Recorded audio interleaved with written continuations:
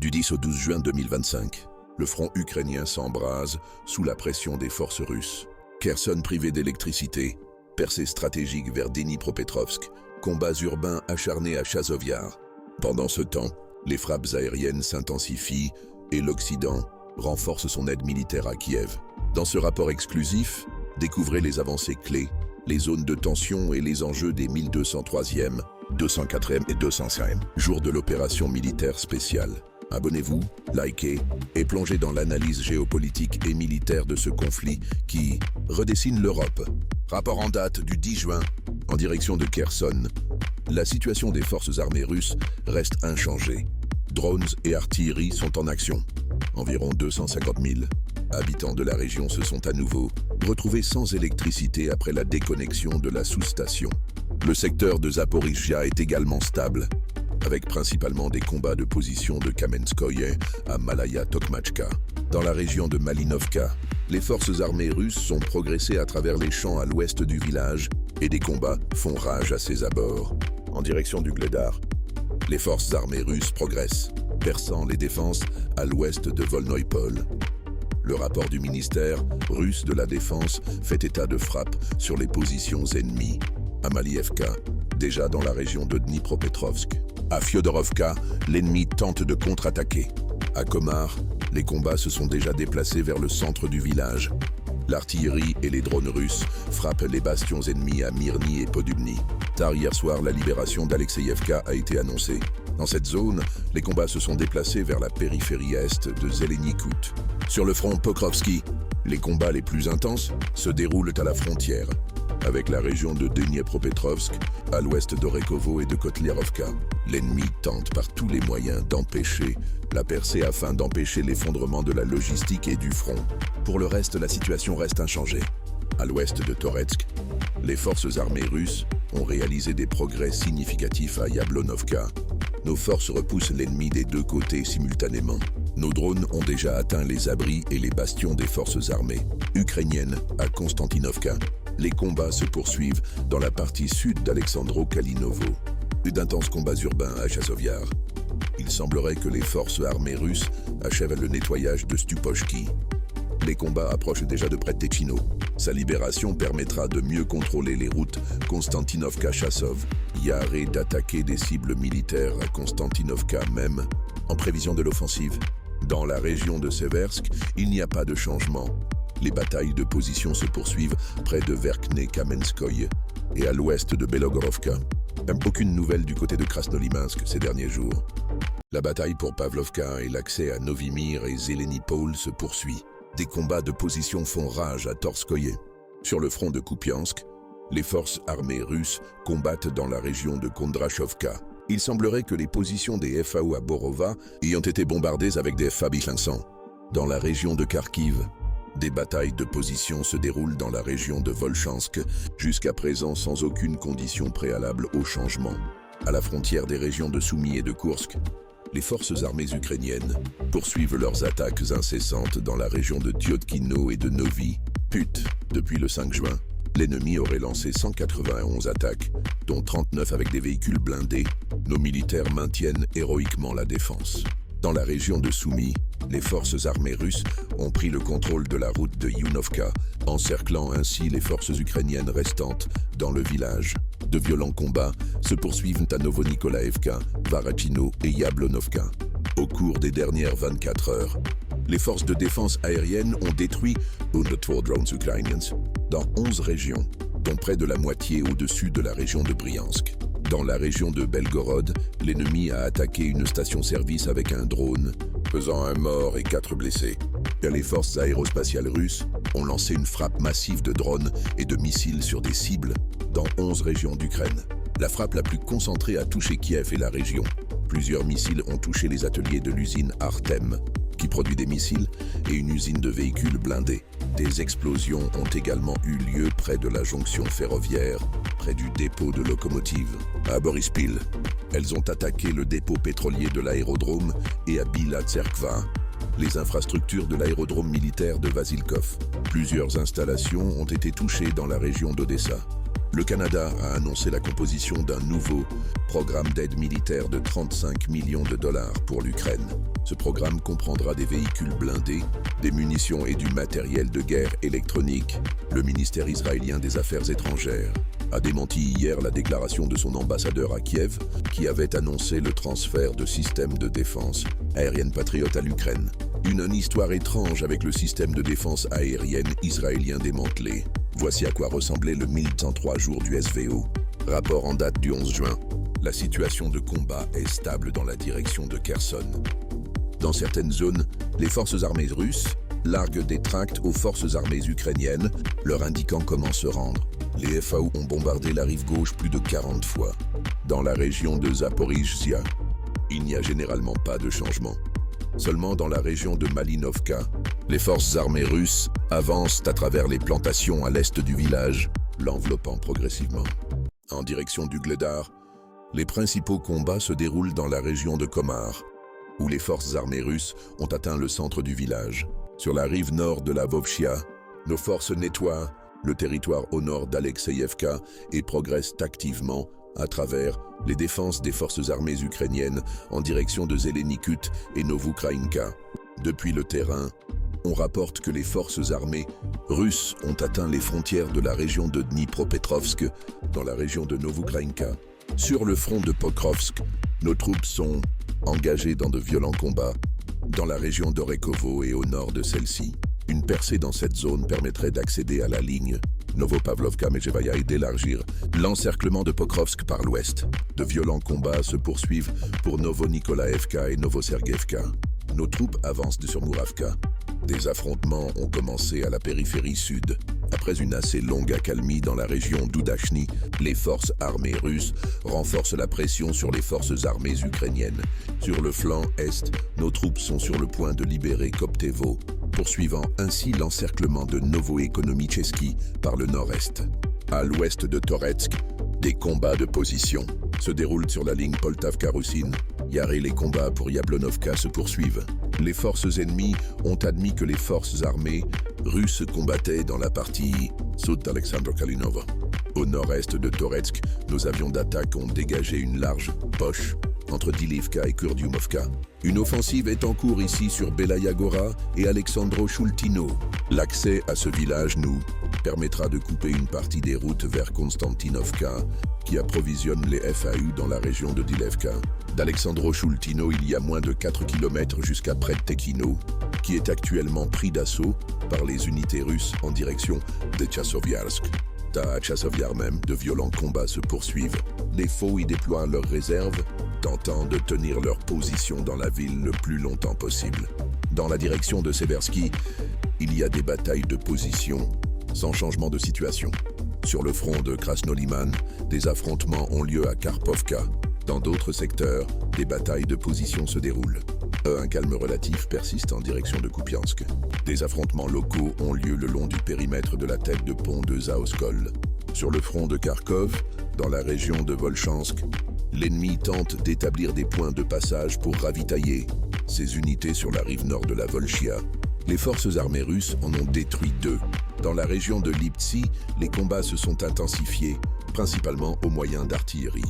Dans la zone frontalière des régions de Soumy et de Koursk, dans la région de Tyotkino et de Novi Put, nos militaires continuent de tenir le front et de repousser les attaques ennemies.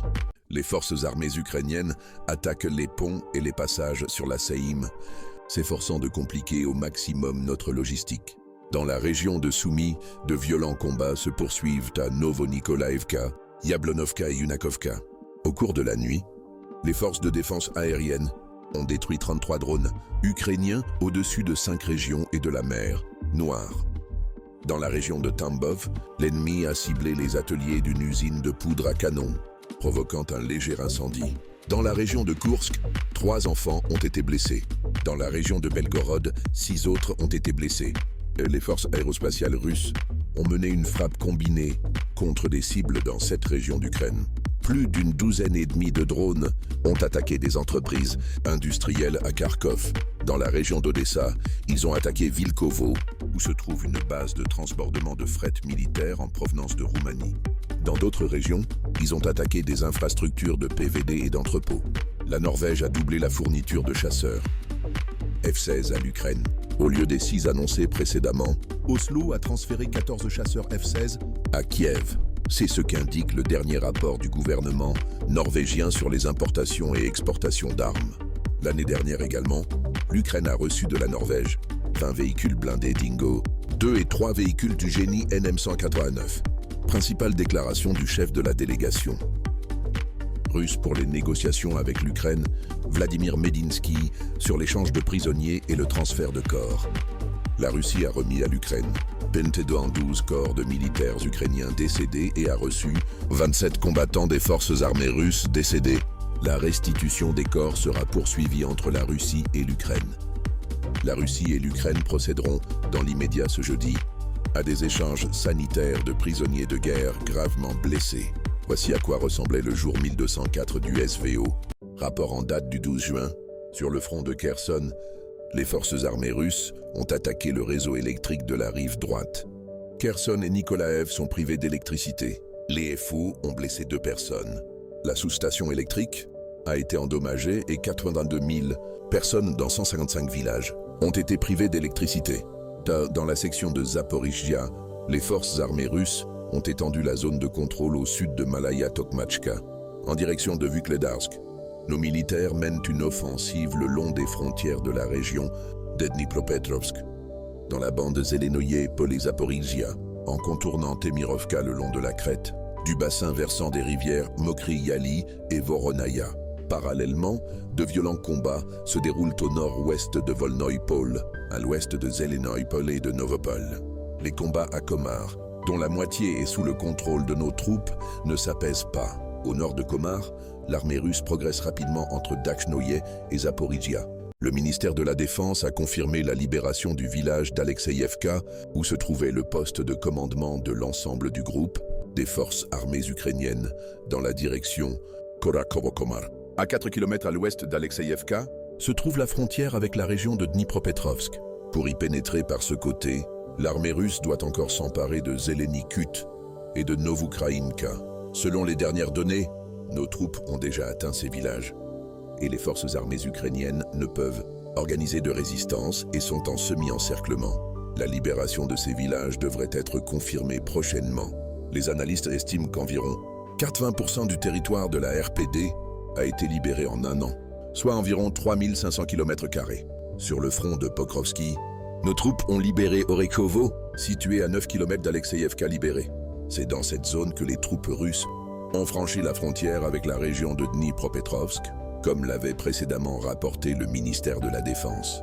La prochaine tâche de l'armée russe est d'élargir la tête de pont afin de couper le groupe Donbass des forces armées ukrainiennes de tout approvisionnement.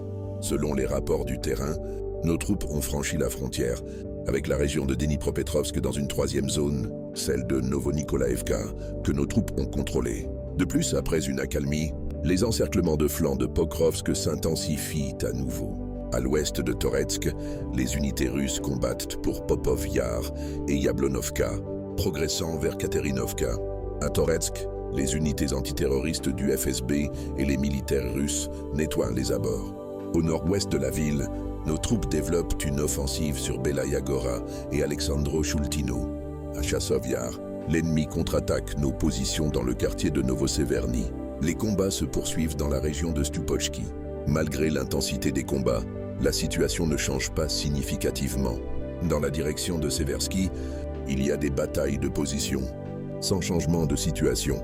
Dans la région de Krasnolimansky, Torskoye reste sous le contrôle des forces armées ukrainiennes. Nos forces ne peuvent déloger l'ennemi du village et une attaque frontale est impossible car l'ennemi dispose d'un ciel d'étroit. En direction de Kupiansk, l'ennemi a réussi à reprendre le contrôle de plusieurs ceintures forestières entre Lozovaya et Krugliakovka. L'armée russe étend sa tête de pont en direction de Kupiansk. Elle combat à bord de Dolgenki, prend d'assaut Kupianka et coupe les voies d'approvisionnement ennemies à Kupiansk dans la région de Kondrachovka. Sur le front de Kharkov, il y a des batailles de position. Aucun changement.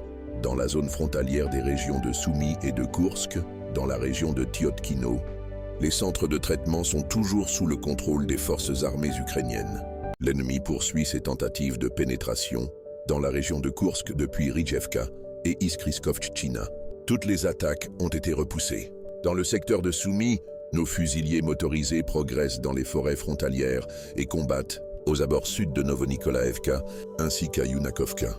Les unités russes ont atteint le carrefour de l'autoroute Pisarevka-Ivoljanka-Soumy et ont coupé l'approvisionnement du groupe des FAU à Malaya-Korchakovka. De la défense aérienne russe a abattu 2 bombes aériennes guidées et un missile HIMARS, ainsi que 260 drones. Des attaques de drones ukrainiens ont détruit un immeuble d'habitation dans le village de Borisovka, dans la région de Belgorod. 3 civils, dont un enfant, ont été blessés. Aujourd'hui, c'est le jour de la Russie. Joyeuse fête, les amis. Le jour de la Russie symbolise le long et grand parcours millénaire de l'État russe, a déclaré le président russe Vladimir Poutine lors d'une cérémonie de remise de décoration au Kremlin. Le jour de la Russie marque le jour de notre patrie. Cette noble notion suscite en nous les sentiments les plus profonds et les plus chers. Elle résonne dans nos cœurs. Elle nous inspire à accomplir de grandes œuvres et réalisations, à créer et à remporter des victoires. Je vous félicite cordialement à l'occasion de cette fête qui symbolise le long et grand parcours millénaire de l'État russe. L'Allemagne allouera 2 milliards d'euros supplémentaires d'aide à l'Ukraine pour 2025. Le montant total atteindra près de 9 milliards. Parallèlement, les FAO continueront de recevoir des systèmes de défense aérienne Iris-T, mais l'Allemagne n'envisage toujours pas de livraison de missiles Taurus. Voici à quoi ressemblait le 1205e jour du SVO. Résumé global, 10-12 juin 2025. La guerre bascule, 3 jours qui ont tout changé. Ces 3 journées, marquant les 1203e à 1205e jours de l'opération militaire spéciale, confirment une dynamique favorable aux forces russes sur la quasi-totalité du front. À l'est, les défenses ukrainiennes continuent de céder autour de Tchassov Yar, où l'encerclement se précise. Sur les axes de Pokrovsk et Kramatorsk, la pression constante entraîne des pertes significatives côté ukrainien. Les frappes de précision se sont multipliées contre les centres de commandement, les systèmes de défense aérienne et les infrastructures énergétiques, affaiblissant la capacité de riposte de Kiev. Du côté russe, les pertes demeurent contenues selon le ministère de la Défense, tandis que l'aviation, l'artillerie et les drones jouaient un rôle décisif dans l'érosion progressive des positions ennemies. L'évolution des prochaines semaines dépendra de la capacité ukrainienne à reconstituer ses unités, mais les signes actuels pointent vers une lente désagrégation de ces lignes défensives. La situation reste donc très évolutive, mais penche de plus en plus en faveur de Moscou. Abonnez-vous les amis!